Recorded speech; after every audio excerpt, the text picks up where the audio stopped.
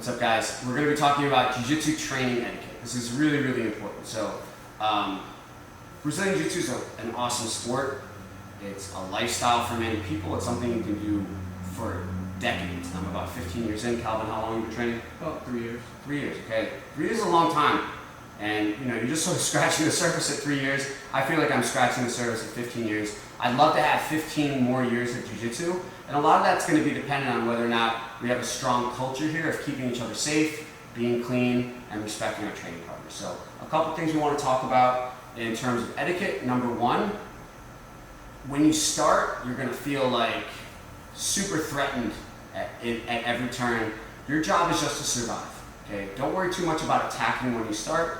A lot of times that aggressiveness is going to make you tired, you're going to develop bad habits, and you could potentially be an source of injury to yourself or others, oftentimes to yourself. So we have to really understand the positions before we start applying a lot of intensity to them. Just like if you were to walk into a weight room and you wanted to learn how to bench press 500 pounds, you would start with 500 pounds and work your way backwards. Start light and work your way up. So Jiu-Jitsu is a sport that it takes a lot of maturity and a lot of practice to learn how to flow through your roles. But if you establish Jiu-Jitsu from the beginning, not as a win or a loss in practice, but as just a learning experience, we're going to develop a lot of good skills and good habits that way. Let's talk about the gi.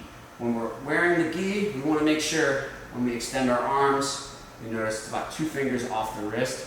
That would be a good gi. Now, it could be longer than that, but we just don't want to make it shorter than that. That's going to be challenging for your partner. The gi should be washed between every roll, without exception. That's nasty. Don't come in with a nasty gi.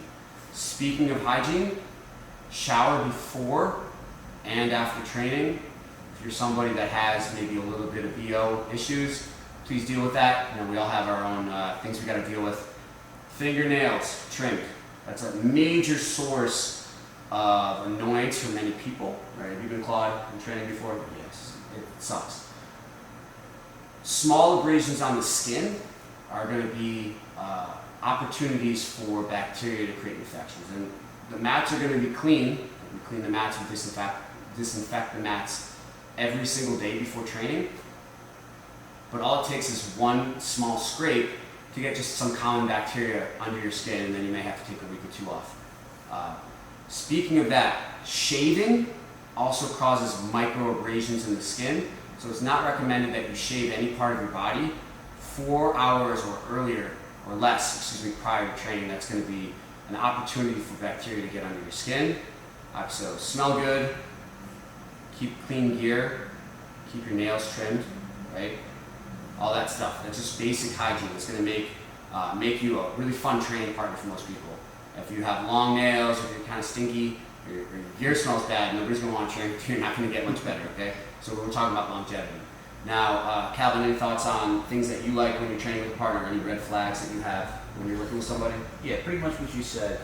Personally, I got like a smelly gi, very distracting, or having trimmed their fingernails, that's very distracting. And I like to roll with guys who got good smelling gis. It's always that, like, I know it's weird, but like when you slap bump and you start rolling with somebody, they smell good, you're like, oh, this is nice, this is nice. Very pleasant. And we're talking about rolling intensity. So intensity is important, but especially when you start, you want to be focusing on the fundamentals, and that's really just going to put you in a position where you need to learn how to survive. Always respect the tap, and always tap when it's uncomfortable. I'd say probably the greatest sin in Jiu-Jitsu is not respecting the tap. So if somebody's tapping out, release whatever you're doing. No questions asked. Similarly, let's say Calvin and I are rolling, he puts me in a really strong arm lock, and for whatever reason my ego is flaring up and I don't want Calvin to finish this arm lock on me, and I'm not tapping. That's not a green light for Calvin to inflict injury on me. He's going to have to suck it up and let the arm bar go. So our partner's safety is our #1 and #2 priority, in addition to our own safety. So we have to take responsibility for ourselves and responsibility for our training partners. We can maintain that kind of environment. We're going to be able to get in on the mats, get some really tough rolls, some really technical rolls, and then go to work the next day not limping. So that's super important. So let's sort of review etiquette. Respect the tap. Don't have too much of an ego about tapping, right?